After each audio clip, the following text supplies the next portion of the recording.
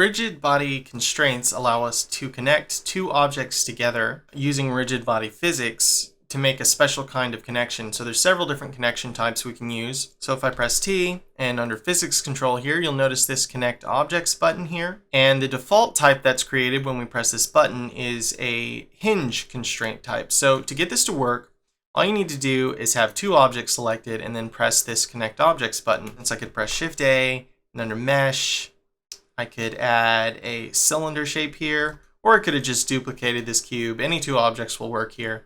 Then just shift select this, so you've got these two objects selected here, then press connect objects. And as soon as you do, you'll notice that this menu is now changed a bit, and under here you'll see type, and these are the different rigid body constraint types we can select for this empty shape here, which is this arrow, which controls the constraint. And you'll also notice that there's now this dotted line showing that there's a relationship between these two objects. So that's all we have to do. If we press play, we'll immediately see that the simulation will begin where the first object you selected is rotating around the second one. So if we press pause and go back, we can change the direction in which this hinge works by changing the direction of the arrow. So for instance, if we wanted it to swing back and forth like a door, then we would just want to press 3 to go into right view, press R to rotate, hold control to constrain, and get this arrow facing up. And so if we press play right now, nothing's going to happen because there's nothing acting on this door here basically to get it to move. So to get it to move, we could press back, we could select the cube and then select this other object.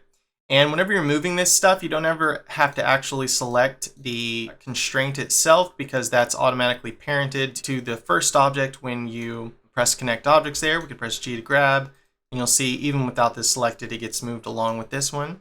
Then we could press Shift A, under mesh, add a plane, and press add passive, and then just double right click over here and add, say, another cube or something, and press add active, press S to scale. And then we can just pick this up, and we'll be able to literally pick this up and hit that door when we press play. So if we press play right now, we can select this cube, press G to grab, and you'll see as I just touch this hinge here, I'm actually swatting at it back and forth, and you can see how the hinge is working live as the simulation is going on. So I can press pause and back here. So if we click back on the constraint itself to get these options back up here, you'll notice this disable collisions, which if we press play, we'll notice that when we click this cube, press G to grab to pick it up, you'll notice that when we hit, that the cylinder is flying straight into the cube there that it's connected to. That's because disable collisions is activated, and you may want that on, you may not. So if we click to turn that off, notice that immediately the cylinder will no longer be able to go into the object it's connected to. Pause. Also, if we click back on the constraint itself, you'll notice this little message here. It says, see rigid body constraint in physics tab of properties panel for complete settings.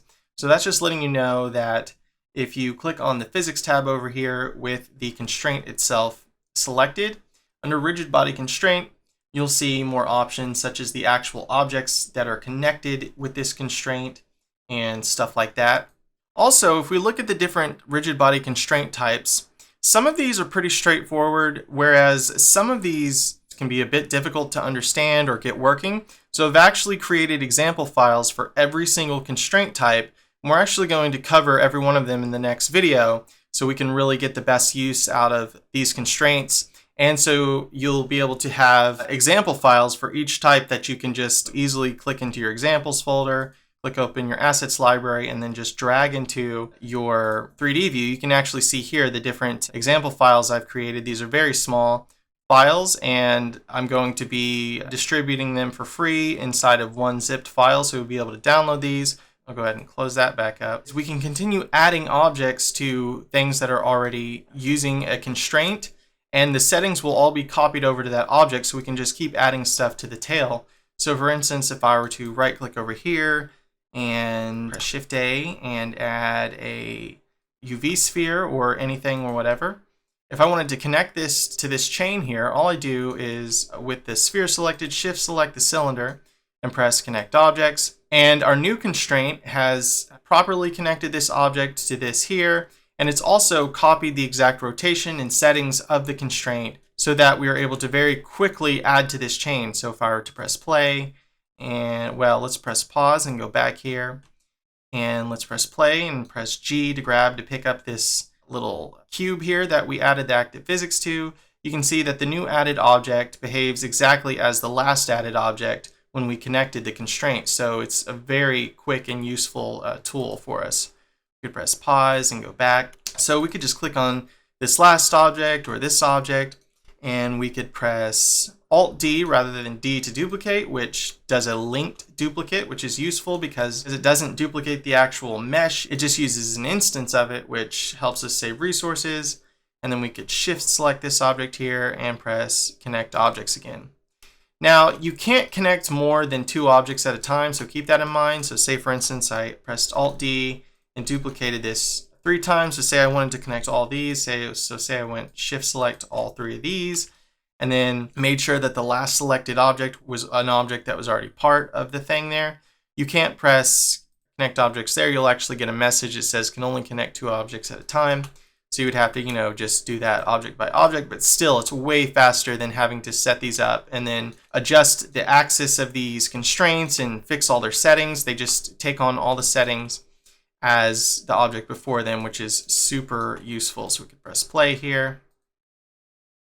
Press G to grab, and you can see how this thing moves around as I kind of bat it around with this cube here.